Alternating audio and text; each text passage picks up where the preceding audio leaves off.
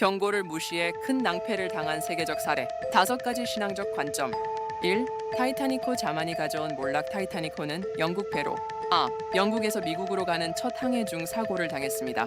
1912년 4월 14일 밤 빙산과 충돌하여 다음 날인 4월 15일 새벽에 완전히 침몰했습니다. 그런데 이 배는 항해하는 중에 여러 번 빙산에 대한 경고를 받았지만 이 배는 완벽하게 건조되었기 때문에 절대 침몰하지 않는다는 확신으로 경고를 무시했습니다. 그 결과 빙산과 충돌하여 1만 900명이 사망했습니다. 인간의 교만이 엄청나게 큰 불행을 불러온 것입니다. 겉으로 아무리 완벽해 보여도 겸손히 경고의 소리에 귀 기울이지 않으면 가장 안전해 보이는 배도 침몰한다는 것입니다. 2. 체르노빌 원전 진리보다 체면을 앞선 죄. 체르노빌 원전 사고는 당시 우크라이나국 소련에 위치한 체르노빌 원자력 발전소의 제4호 원자로에서 1816년 4월 26일에 일어난 폭발 사고로 원전 실험 중 위험하다는 경고를 무시하고 상부의 명령을 따라 진행하다가 일어났습니다.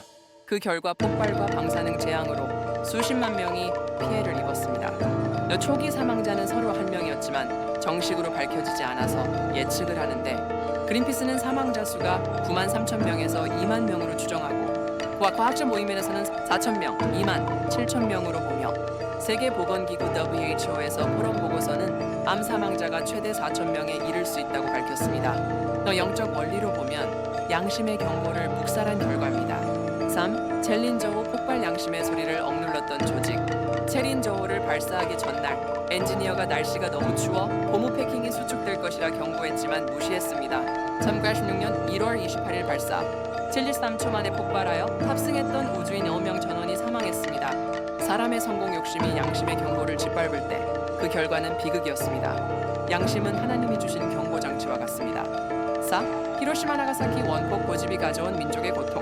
일본은 미국의 항복 요구와 경고를 무시하고 군국주의의 명예를 지키려다가 원폭에 맞았습니다. 히로시마는 1945년 8월 6일, 나가사키는 1945년 8월 9일에 원폭이 투하되어 히로시마 폭발 당시 사망자가 약 7만 명, 연말까지 약 14만 명으로 추정되며 나가사키 폭발 직후 사망자는 4만 7만 5천 명, 연말까지 약 8만 명 사망으로 추정되었고 장기적인 피해로 생존자들은 방사능 노출로 인해 암, 백혈병 등 심각한 후유증에 시달렸습니다.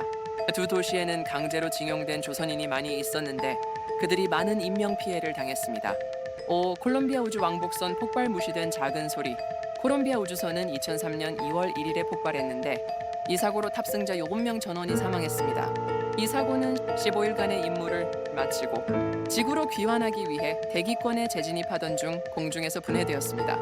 그 원인은 발사 당시 외부 연료 탱크에서 떨어져 나온 폼, 단열재 조각이 왼쪽 날개 부분을 강타하여 손상되었는데 대기권 재진입 시 손상된 틈으로 초고온의 가스가 유입되면서 기체가 파괴된 것으로 밝혀졌습니다. 그런데 이 사고 역시 사전에 발사 중 외부 파편이 충돌했다는 경고를 무시한 결과 귀환 중 폭발하여 우주 비행사 전원이 사망한 것이었습니다. 이는 작은 문제라도 무시하면 큰 파멸로 이어진다는 것을 보여준 것입니다. 영적 삶에서도 작은 경고의 목소리를 듣는 민감함이 필요합니다. 이상과 같은 전체적 내용을 볼 때 얻는 신앙적 교훈은 경고는 하나님 은혜의 신호라는 것입니다. 인간이 교만하여 스스로 옳다고 고집 부릴 때가 가장 위험합니다. 양심의 소리, 진리의 경고, 주변의 충원 등등은 당장에 귀찮게 들려도 구원의 길일 수 있습니다. 나아가 하나님의 심판에 대한 경고, 예수님을 믿어 구원받음에 대한 불신으로 지옥의 형벌에 대한 경고를 무시하면 영원히 후회하게 될 것입니다. 사람의 경고도 무서운 결과를 가져오는데 하물며 하나님의 경고는 더 큰 결과가 따라온다는 것을 잊지 말아야 합니다.